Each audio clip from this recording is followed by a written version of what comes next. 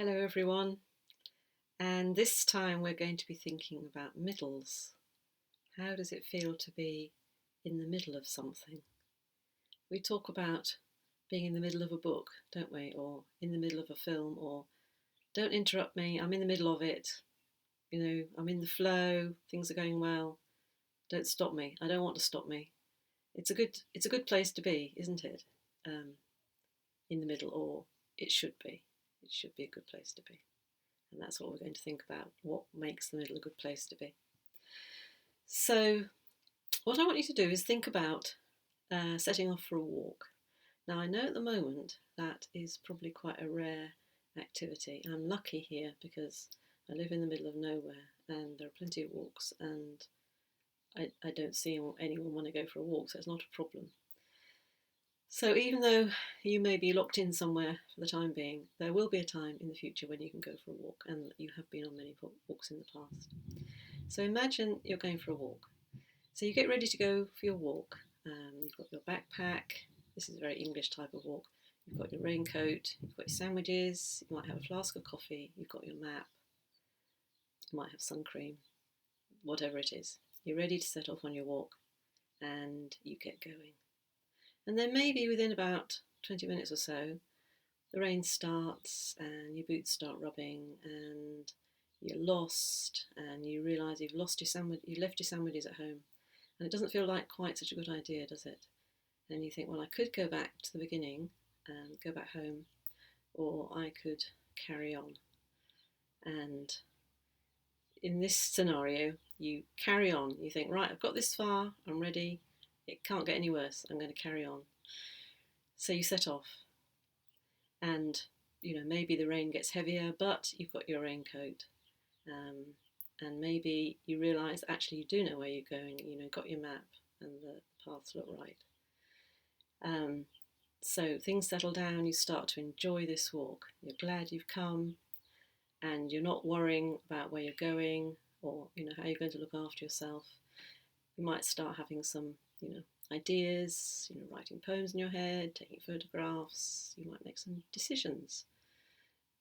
It's a good place to be. And then as you walk along, you might see a signpost off to your left, which would take you up to the top of a hill, and you can see the hill in the distance. So you think, right, yeah, I'm going to do this. And you set off and you walk up this hill. And when you get to the top of the hill, you've got the most wonderful view. You can see where you've come from, how far you've walked. You might even be able to see the place where you almost turned back. But you can also, if you look in the other direction, you can see where you're going. You can see the second part of your walk. But at the moment, you're in the middle and you're just enjoying this sort of sense of being in a beautiful place, relaxation. Know what you're doing. You're in the flow. You took a risk walking up this hill, but it's paid off. You're glad you did it. And when you've had your sandwiches and your coffee, you go back down the hill, join the path, and set off towards your destination. So, got two ideas for little exercises about this. The first exercise is to take yourself for a walk if you can. It might be a very limited walk, it might be just going out of your flat, it might be walking around your garden.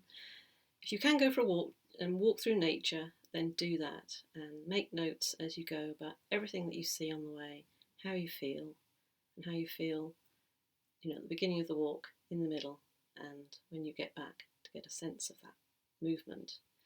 If you can't go for a walk for whatever reason, think of a walk that you've done in the past. Maybe one special one that you remember, or one that you do regularly. Or you might want to plan one for the future and look at some maps and plan a walk. So that's the first exercise, is to do that. And the second part is to write about that. How it felt. Use your notes. Write it up in some way. It might be a poem. It might be a piece of memoir. It might just be some reflections on that process. Think in particular about how it felt in the middle. What happened in the middle part of that. What happened in the middle part of that walk. So that's one exercise.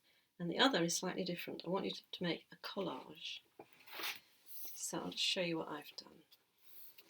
So take a piece of paper, draw a line across the bottom here, that way, and some spokes like that, as many spokes as you want.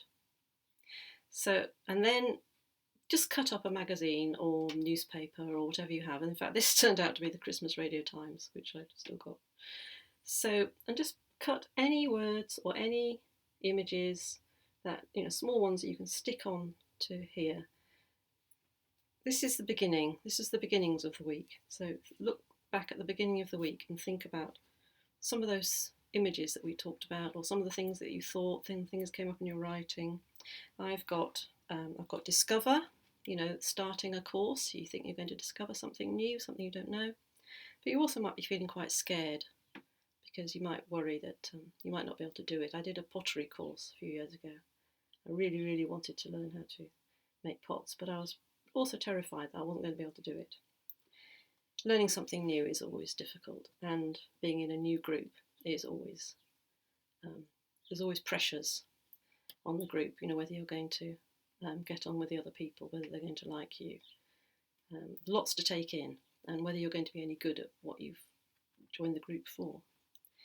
And I've got some images of how you might feel, like there's a lovely sailing boat setting off, that sense of adventure.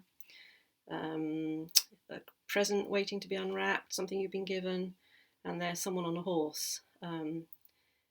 I do some occasionally get on a horse, but I'm always terrified at the same time. It's that mixture of things. And then after the beginning, various things might happen.